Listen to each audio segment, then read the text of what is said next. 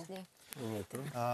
Кажете в началото, пак да кажем, от оскъдната информация, която имаме, дали имате коментар или ще говорим направо по принцип.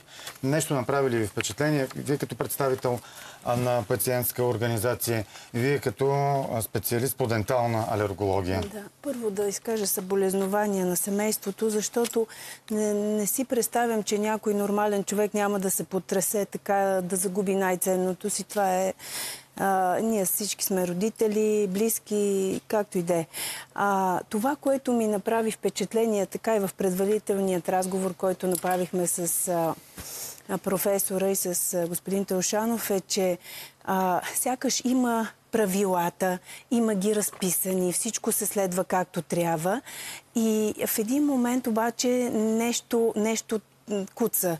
И това идва, може би, от факта, не от това, че тази дисциплина, която аз преподавам, е нещо, бих казала, иновативно, уникално, но не се обръща достатъчно внимание напуснат ли студентите университета. В практиката нещата някак си се разливат и ни трябва подкрепата на, аз бих казала, на съсловната организация, която така да е един вид стожер, да изисква, да мотивира, дали ще е за стандарти, защото това е нещото, което липсва. Мисля, че и с господин Теушанов това споделяхме. Той е проверявал какво точно има, от кога са актуални и кога не са. Да, казаха лекари, че стандарт липсва в тези случаи, което, надявам се, не означава, че всеки според собствената си преценка действа в конкретни ситуации, или точно това означава, господин Теушанов? Аз като адвокат, който се занимава повече от 20 години с те наречените лекарски грешки, мога да кажа, че тук имаме голям проблем. Големият проблем се състои в това, че наистина от 2018 година 10 водещи стандарта липсват. Те са отменени, включително по анестезия и реанимация. Преди това е имало, после няма. Защо? Те са отменени на формално основание, не били публикувани и така. Което какво означава? Че няма точен алгоритъм стъпка по стъпка? Не, няма действащ стандарт. И когато се търси отговорност, кой какво е направил, какво не, като няма действащ... И тогава идва някой експерт, каза да, това е правилно или не е правилно. Не, че стандарта изяснява всички неща. Стандарт и протокол за действие в случая различно ли е? Протокол за действие па изобщо няма. Аз отдавна искам да създаде протокол на поведение, който е много по-точно от стандарта, който изяснява ниво на компетентност, брой на лекари, операционни маси и други. Добре, в конкретния случай нещо... притесни ли ви или няма как да коментирате на този ранен етап? Да, аз не мога да коментирам като адвокат публикации в медиите, кой какво казал, как се оправдал, защитната му теза, защото тук виждате, че има разминаване по принцип. Детето е изведено от операционната, отишло си в стаята, па после се върнало в операционната, по-късно се казва това, па после отишло в Свети Георги, па там починало. Тук има разминаване в фактология и неяснота. Върнато е в операционната, защото е имало нужда от обдишване, апаратурата е там. Това е обяснение. Това, което искам да обърна внимание, е, че прибързани са разни заключения от контролни органи, а именно, че, видите ли, тук няма алергия, няма лекарска грешка, няма нищо. Това е една предубеденост, която не води към разкриване на обективната истина. И тук имаме голям проблем и с тъй наречените информирани съгласия. Защото това е същественият въпрос. При даденото информирано съгласие от близките, между другото, близките за първи път при такива случаи липсват. Няма оплаквания, няма изяви в медиите, няма личната гледна точка. Сега тук някой нещо казал, друг не казал, тук си има съображения и някакви други. Но те или иначе, какви информирани съгласия, за кои рискове са покрити? Ако се вадят там няколко млечни зъбчета, трябва ли тази анестезия да бъде прилагана? Също не е ясен въпрос. Проблем изобщо с информираните съгласия? Те не се ли подписват винаги от пациента, защото той е в ситуация, че няма да получи помощ, ако не подпише каквото и да му се даде. Накрая звучи, че е информирано съгласието, а то е просто съгласие. Масово не е ли? Абсолютно, това в цялата практика ежедневно. Така, аз от 20 години го повтарям това нещо по същество. По клиничните пътеки, приложение 4, което е информирано съгласие, не е информирано съгласие. Няма как да се направи информирано съгласие пациента за 10 минути, не, а за 2 минути да подпише 10 всякакви видове съгласие и там в тези съгласия изобщо не се спазва закон за здравето, а именно да се опишат каквито методи на диагностика, на който пациента да се съгласил, методи на лечение, какви са рисковете, каква е успеваемостта. Няма такова нещо. Аз съм Формално ли е това? Да, съгласна съм с господин Теушанов. Искам да кажа следното. Ние като зъболекари или лекари по дентална медицина сме на първата линия, когато трябва да снемем една точна анамнеза. Това нещо вчера така се загадна във вашия разговор с доктор Миланов. Колко трябва да е информиран родителя за здравето на детето си. Разбира се, че то не може да даде адекватната информация и всичко това се взима от родителя.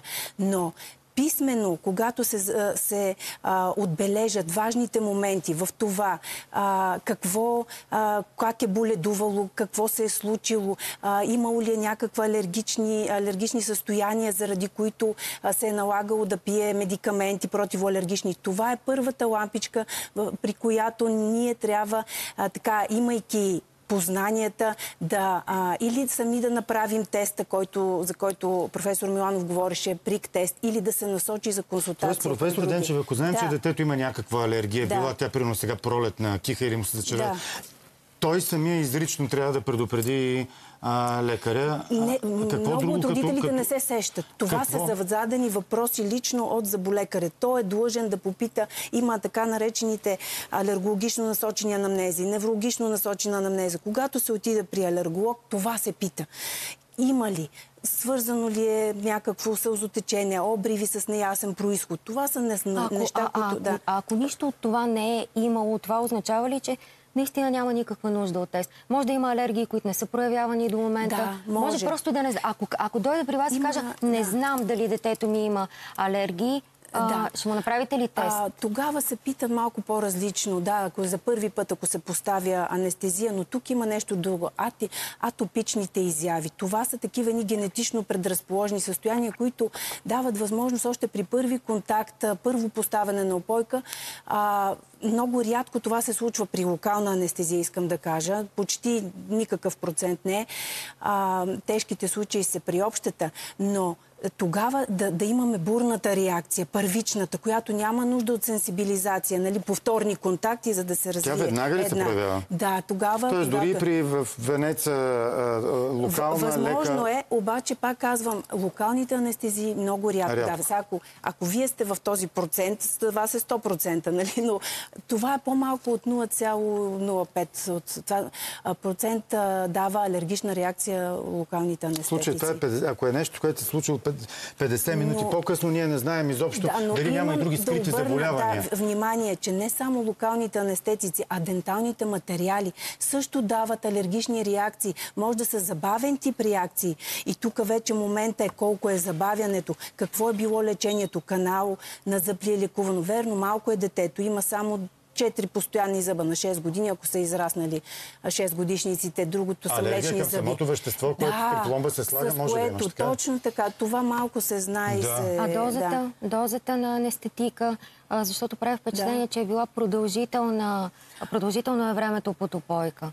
Това, което професор Миланов пак в разговора каза, че при него се е случило дори много по-дълги операции, 9 часа. Въпросът е, че времето и екипа, който следи за това, аз тук не искам да взимам такова сериозно отношение, но всичко е било прецизно. Говорите за Младенов, професора Младенов. Извинявайте. Само да не ги бъркаме по никакъв повод и начин.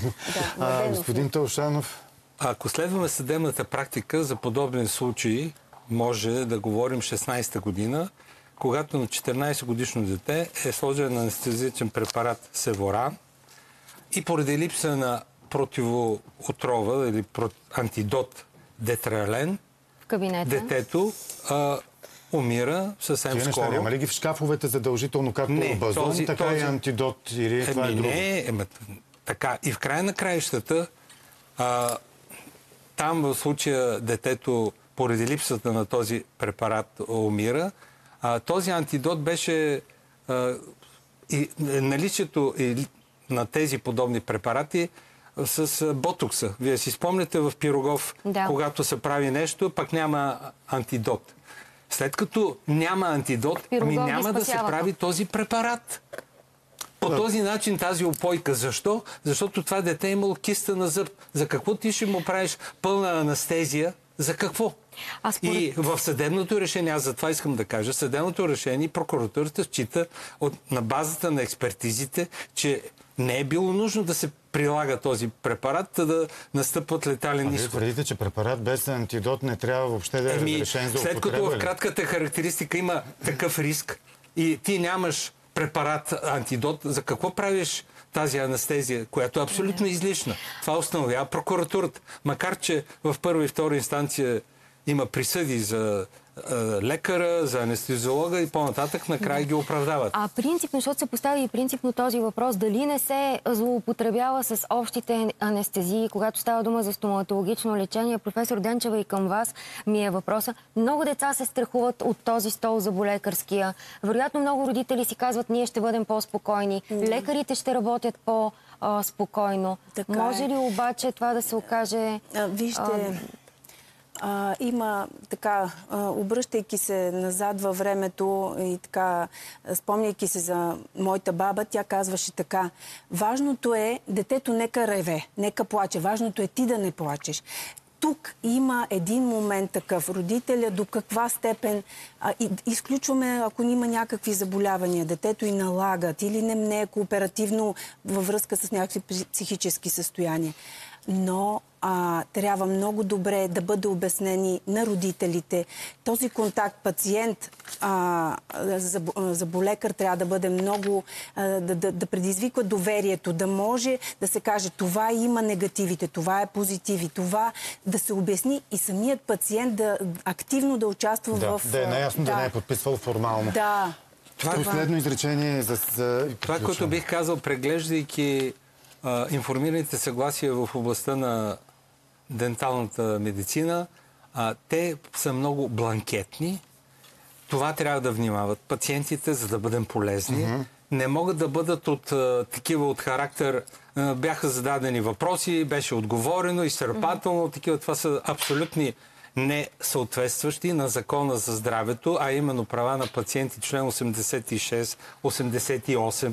Т.е. да се опише какви са конкретните рискове, каква се ползата, каква е успеваемостта на предлагания метод на лечение. Разбрахме. И това усложнение, което се е случило, този инцидент, със сигурност не е описан в информираното съгласие, за да се съгласат родителите на това. Защото в тези случаи някои лекари не разбират, че когато няма същинско информирано съгласие, вече има съдебна практика, че съда счита, че има деликт, тъй като той не е пренесена отговорността споделена с пациента и той да се приеме и неговите случая родителя да се подложи на риск, което абсолютно, както в случая най-вероятно се е случило. Много ви благодарим за гостуването и за разговора. Благодаря.